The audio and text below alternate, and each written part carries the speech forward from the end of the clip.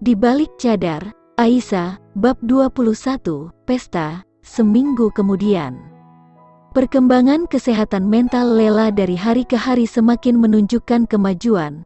Hal itu juga diungkapkan oleh terapisnya sendiri.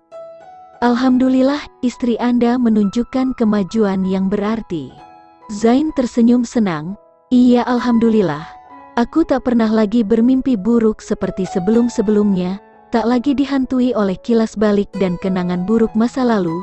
Sekarang aku sudah lebih bisa menghargai diriku sendiri dengan merasa lebih percaya diri, tidak lagi merasa rendah diri, dan takut ketemu orang banyak. Sekarang aku juga bisa mengendalikan emosi dan tak mudah takut atau menangis. Syukurlah, semua itu pasti juga berkat keinginanmu untuk sembuh sangatlah besar. Tak lupa berkat dukungan orang-orang di sekitarmu, apalagi suamimu. Dukungannya untuk kesembuhanmu sangatlah besar maknanya. Lela mengangguk pelan. Dia lalu melirik Zain di sampingnya. Iya, suamiku yang sangat berperan penting untuk kesembuhanku. Dengan caranya telah membuat aku melupakan semua kenangan buruk itu. Keduanya saling bertatapan sejenak. Jadi, apakah kamu sudah siap untuk menjadi istrinya sepenuhnya? Lela dan Zain terlihat kaget, keduanya sontak melihat terapis di depannya. Aku sarankan mulai malam ini kalian tidur dalam satu kamar. Keduanya semakin terlihat kaget, terapis itu tersenyum merasa lucu melihat ekspresi pasangan suami istri di hadapannya. Sebut saja kita sampai pada tahap selanjutnya, di mana kalian mencoba untuk tidur dalam satu kamar. Lela menunduk panik. Hanya dalam satu ruangan atau kamar, tidak dalam satu kasur dulu. Jadi misalkan kamu tidur di kasur, suamimu akan tidur di sofa atau kasur lantai. Zain langsung mengangguk, sementara Lela tampak lega mendengar penjelasan terapisnya barusan. Kita akan membiasakan kamu untuk mulai berbagi kamar dengan suamimu. Terapis melihat Lela. Lela mengangguk, jika tahap ini berhasil, maka tentu kita akan lanjut pada tahap selanjutnya. Dek, keduanya saling melirik, terapis kembali tersenyum lucu. Iya, seperti dugaan kalian, tahap selanjutnya kalian akan tidur dalam satu kasur. Keduanya sama-sama menelan ludah, beberapa saat kemudian, setelah sesi terapi selesai. Lela dan suaminya berjalan menyusuri koridor rumah sakit dengan sama-sama terdiam. Keduanya terlihat malu untuk saling berbicara. Mereka masih memikirkan perkataan terapis jika nanti malam keduanya harus tidur dalam satu kamar.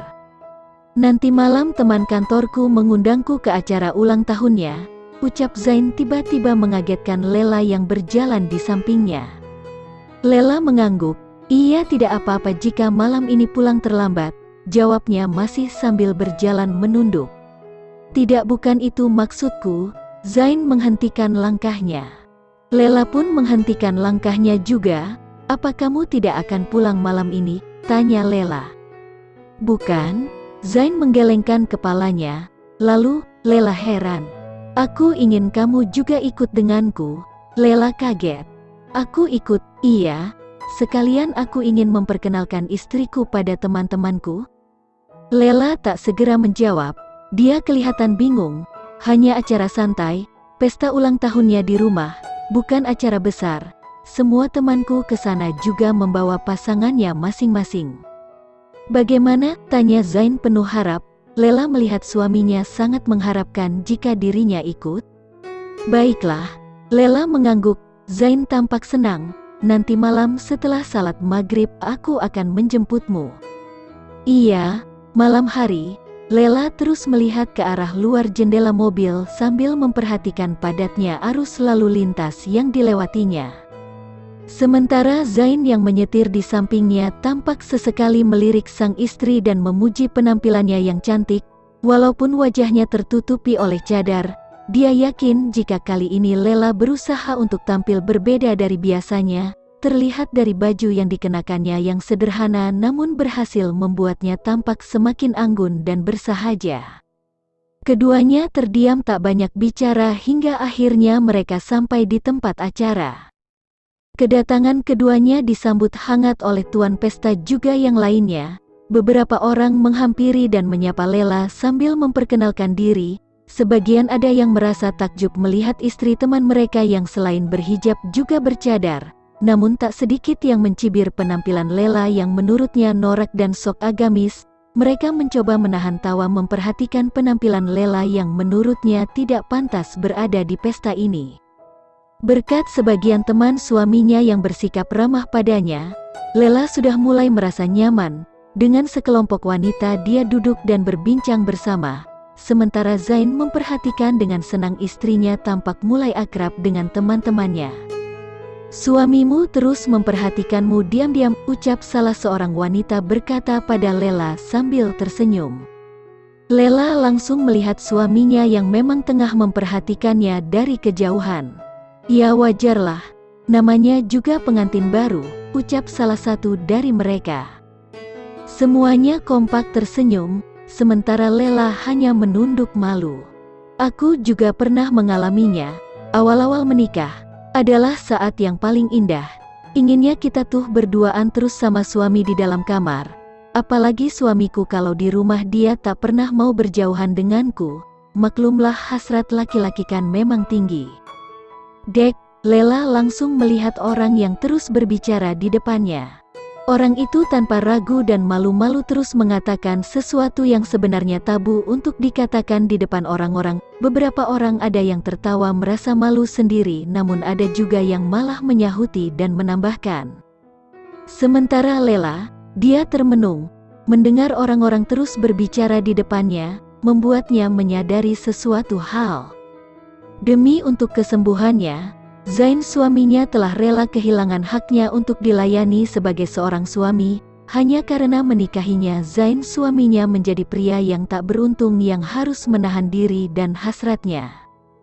Tidak seperti pria kebanyakan yang langsung merasakan indahnya menjadi pasangan suami istri baru, suaminya malah harus bersabar menghadapinya juga penyakitnya. Namun tak pernah ada kata keluh dan sesal yang didengarnya. Kian hari Zain malah semakin menunjukkan perhatiannya, memberinya dukungan penuh agar dirinya bisa segera terbebas dari rasa trauma yang dialaminya. Sekarang Lela baru menyadari jika betapa sangat beruntungnya dia mendapatkan suami seperti Zain, yang paham akan kondisinya dan tak pernah menuntut apapun padanya. Lela langsung mencari keberadaan suaminya. Namun Zain tak nampak dimanapun. Di tempat tadi, dia tak melihat suaminya lagi. Lela lantas melihat sekeliling, mencoba mencari keberadaan Zain di antara banyaknya orang. Namun dia tak jua menemukannya. Lela lalu pamit pada yang lain untuk pergi mencari Zain. Dia berjalan pelan sambil terus mencari keberadaan suaminya, hingga sampai di halaman belakang rumah. Dia akhirnya menemukan Zain sedang mengobrol bersama seorang wanita. Lela tertegun, memperhatikan dari kejauhan bagaimana keduanya tampak akrab mengobrol walaupun terlihat Zain berusaha menjaga jarak dan pandangannya. Namun tidak dengan wanita berpakaian minim di depannya. Sangat terlihat jika wanita itu terus berusaha bersikap sok akrab dengan suaminya. Hati istri mana yang tak kecewa melihat pemandangan seperti itu. Di depan matanya sendiri dia melihat suaminya mengobrol dengan wanita cantik yang berpakaian minim dan seksi. Zain terus mengobrol sambil terus berusaha mengalihkan pandangannya ke arah lain, hingga akhirnya pandangan matanya jatuh pada Lela yang tengah berdiri memperhatikannya. Kedua mata mereka saling bertemu. Lela menatap dengan pilu, membuat Zain merasa jika Lela telah salah paham. Zain langsung menghampirinya. Sementara Lela langsung menundukkan wajahnya. "Maaf, aku hanya ingin bertanya, bisakah kita pulang sekarang?" Lela terbata. "Tentu saja, kita pulang sekarang," jawab Zain dengan perasaan bersalah telah membuat istrinya salah paham. Keduanya lalu berjalan menghampiri tuan rumah untuk berpamitan. Setelah sampai di luar rumah, Zain kaget karena mobilnya terhalang satu mobil sehingga tidak bisa keluar. "Bisa kamu tunggu di sini? Aku akan memanggil temanku yang punya mobil ini." Lela mengangguk.